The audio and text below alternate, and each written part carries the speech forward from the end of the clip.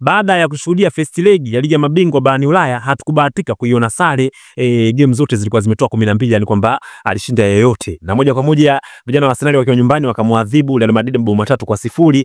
Na hapa hii game inaonekana kuwa na ugumu sana. Je, pana comeback Madrid alichokifanya dhidi ya vijana wa PSG, alichokifanya dhidi ya Wolfsburg 2-0 mpaka kushinda 3-2, alichokifanya dhidi ya Manchester City 5-3 mpaka hiyo kuisha 6-5, inakwenda kwaje? Hayo yote tutakwenda kuyadiscuss hapa kwamba je, kuna possibility ya vijana wa Madrid kupita au inakwenda kwaje? Lakini pia vijana wa Bavaria pale wameshadhibiwa mabao 2-1, na wanatakiwa kufahamu kwamba vijana wa Bavaria hawa wameshazoea kushinda ugenini zaidi kuliko wanavyoshinda nyumbani. Kwa hiyo Inter Milan bado game ni ngumu, tena agate ni bao moja tu ambalo linatofautisha hawa miamba wawili. Inter Milan ikipata ushindi wa bao 2-1. Kwa moja hii game pia ina ugumu wa aina yake, tutakwenda kujua hapa, tunakwenda kuikaje kwenye swala letu la kubashiri. Lakini pia leo nitaunganisha game zote 4 na game za kesho mpaka game za kesho kutwa. Kwa moja game nyingine ni ya miamba wa kutoka pale nchini Ufaransa, Paris Saint-Germain, ambao tayari ni mabingwa wa ligi 1 pale na wanatafuta kikombe kingine, kwamba wanaitafuta semifinal ya ligi ya mabingwa barani Ulaya. Tayari wameshamwadhibu Aston Villa bao 3-1, na kumbuka Kvicha Kvaratskhelia alikuwa kwenye kiwango bora sana. Sasa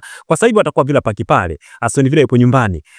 Tunakwenda kuona bungi moja ya game kwenye hawa miamba wawili, na pengine namna inakwenda kuisha tutakwenda kudiscuss hapa kwamba pengine possibility ikawa inakwenda kuishaje kwa ndugu wa bashiri. Lakini game ya mwisho ni game ya miamba kutoka pale katika Catalonia, miamba wa Barcelona pale, wao Visca Barca watakuwa na kibarua dhidi ya Borussia Dortmund wakiwa nyumbani kwao pale Signal Iduna Park nchini Ujerumani. Bunge moja ya game pia tayari ni 4-0, Dortmund ameshapata adhabu. Watu wengi wakalalamikia bao la Rafinha, lakini hizi footage zilikuwa si za kweli, kwa sababu ile bao lilikuwa ni clear goal, ni kwamba tu aliliba kutoka kwa Kubasi. Hilo ndio tufahamu kwamba ile bao aliliba kwa Kubasi, lakini sio bao la offside, kwa sababu mpaka Kubasi anagusa mpira lile bao ni kwamba Rafinha alikuwa kwenye position ambayo alikuwa tayari po onside. Sasa hizo ndio game 4 ambazo tunakwenda kuzidiscuss hapa, na baada ya hii video basi kesho nitakupostia video za Europa. Kumbuka United atakuwa na kibarua dhidi ya Lyon, akina Lazio wameshadhibiwa mabao 2-0 dhidi ya Bodo Glimt, lakini pia pana games za kutosha sana Bilbao pia. Kwa moja hizo game tutakwenda kuzidiscuss siku ya kesho jioni.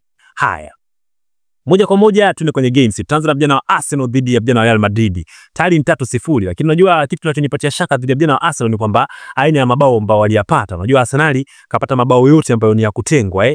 Kama mtakumbuka ni kwamba bao la kwanza lilikuwa la kutengwa, akitoa Declan Rice adhabu. The same pia Declan Rice mwenyewe akaja akarudi tena kutoa adhabu nyingine, na baadaye Merino anakuja anafunga bao la kawaida. Kwa moja kwa moja haya mabao mawili ndio ambayo yanatia shaka, kwa sababu unajua kwenye mipira ya kutengwa kama kona, lakini pia free kick mara nyingi huwa yanadepend kwa makosa ya mchezaji mmoja. Unaweza kukuta kwa mfano kama free kick kosa anakuwa na golikipa pekee, kwa hiyo wandani wanaweza kama wamefanya vizuri, lakini kosa limeenda kwa upande wa goalkeeping. Kwenye kona unakuta labda beki hakujiposesi vizuri. Kwa moja mabao ya aina hii huwa yanatia shaka kwenye ligi ya pili. Ndio maana kwa sasa hivi inakuwa ngumu sana kumgarantii kwamba Arsenal anakwenda kupata ushindi kwa mara nyingine, lakini kutokana na atmosphere pale Santiago Bernabeu, pressing ambayo atakuwa akifanya Real Madrid kwenye wakati hawana mpira, kwamba Arsenal kumiliki mpira atakuwa hana hiyo nafasi, kutokana na kwamba vijana Real Madrid watakuwa wakifika mno. Tulishuhudia game ya Manchester City ya 3-3, Federico Valverde anasawazisha, Real Madrid alifunguka totally kabisa, lakini amekuja kwenda kule Etihad Stadium akaja kuzuia, yani kama sio yeye, na game kaisha 1-1 wakaenda kupita kwa mikojo ya penalty. Kwa hiyo hii game pia intensity kubwa itakuwa kwa upande wa Real Madrid. Moja kwa moja kwa guarantee ni kwamba double chance kwa upande wa Real Madrid kwamba anakwenda kushinda au kusale, lakini mimi naitazama hii game kama inakwenda kutoa sare tu, Real Madrid akaondoka kwenye mashindano, lakini kwa guarantee ni kwamba Madrid anaweza kashinda hata 1-0, 2-0. Kwa hiyo moja kwa moja guarantee tu kwamba game double chance kwa upande wa Real Madrid kwamba anakwenda kushinda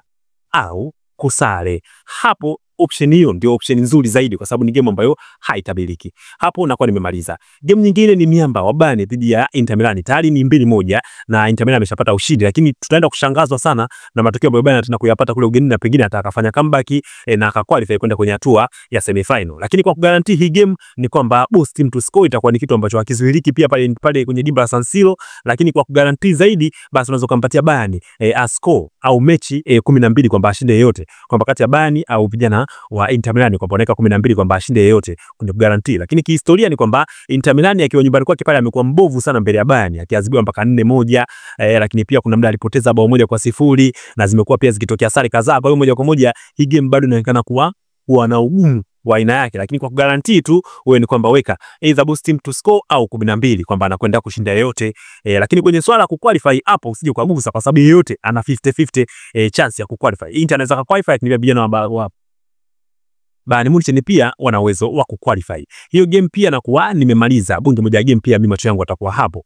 Game nyingine ni miamba wa kutoka pale nchini Ufaransa, Paris Saint-Germain dhidi ya Aston Villa. Villa watakuwa pale Villa Park nyumbani kwao, na tumekuwa mashahidi Manchester City amepata adhabu pale msimu jana, Arsenal pia Villa Park ameshaonyesha ubora kwenye ile dimba pale, akitoa adhabu kwa vijana wa Club Brugge ambao walikuwa wamemondoa Atalanta. Kwa hiyo bado chance ipo kwa Villa Park kwamba ana uwezo wa kufanya kitu, ana uwezo wa kupata mabao mawili hata pia akaqualify. Lakini kwa Paris Saint-Germain hii ambayo imeonekana kuwa bora popote, kwamba ugenini au nyumbani, tumeshuhudia dhidi ya vijana wa Anfield pale Liverpool wakiondoka kwenye haya mashindano, ushindi pale Anfield bao 1-0, clean sheet Donnarumma kaipata. Kwa hiyo pengine tukashuhudia hata sare pia katika dimba la Villa Park, lakini kwa guarantee kwamba na uhakika Aston Villa atakwenda kuzifumania nyavu za Paris Saint-Germain. Kwa hiyo option nzuri zaidi kwenye hii game ni kwamba vijana wa Villa wapate goli, kwamba Villa Park over 0.5. Hapo tunakuwa tumemaliza kwenye hiyo game, Aston Villa apate goli. Hata ukitazama ligi ya kwanza wao ndio kwa kwanza kuscore kupitia kwa Logazi, na baadaye mambo yakawa magumu, goli kaja karudishwa na they wakaja kaongeza mabao mawili, akina Kvicha Kvaratskhelia alikuwa kwenye viwango bora sana. Kwa hiyo